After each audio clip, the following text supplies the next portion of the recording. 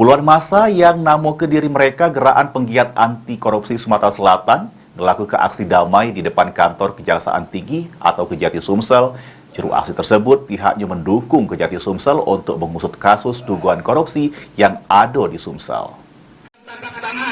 Tapi Kejaksaan Tinggi dan Kejaksaan Agung besar. Puluhan massa yang namo ke diri mereka Gerakan Penggiat Anti Korupsi Sumatera Selatan melakukan aksi di depan kantor Kejaksaan Tinggi Kejati Sumsel pada Senin 28 Agustus 2023 sekira jam 9 pagi tadi. Aksi demonstrasi ini diikuti oleh beragam aktivis, SIRA, PST, BPI, KPNPA, RI, CIC, DPP PAN, PPLSM, TPMHK, TPMHK Sumsel.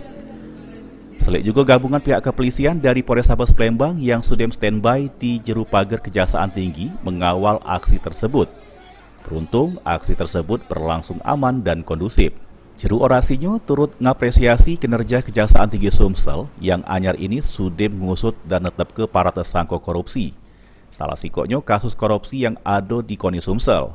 Sehingga dalam kesimpulan demonstrasi ini, pihaknya berharap Kejati Sumsel tetap profesional, samu tidak takut intervensi jeru pemberantas korupsi di Sumatera Selatan. Lewat asisten bidang intelijen Asintel N. Rahmat mengungkapkan, Kejati Sumsel dewe sudah banyak nangani masalah korupsi, salah sikoknya terkait dana hibah KONI. Sementara pihaknya masih tindak lanjuti perkara ini dan masih ngumpul ke bukti-bukti yang agak bisa berkembang. Sehingga kemudian bisa dicari tersangka-tersangka lain.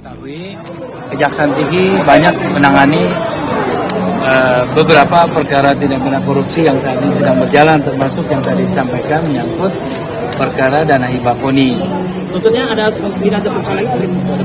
Kalau terhadap tindak lanjut, pertama kami sampaikan tentu ada tindak lanjutnya nanti, dan kedua terhadap fakta-fakta nanti atau ada bukti-bukti yang nanti bisa berkembang, tentu tidak menutup kemungkinan tetap akan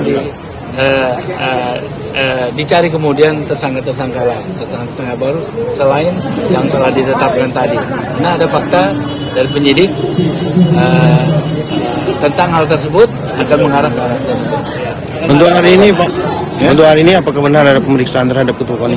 Iya, infonya sudah ada yang diperiksa. Jadi kalau menyangkut pemeriksaan, penelusuran dari bukti-bukti yang fakta yang diungkap terus berjalan, tidak akan pernah berhenti sampai kemudian tuntas penyelesaian masalah ini di tingkat penyidikan dan seterusnya. Lutfi, PAL TV.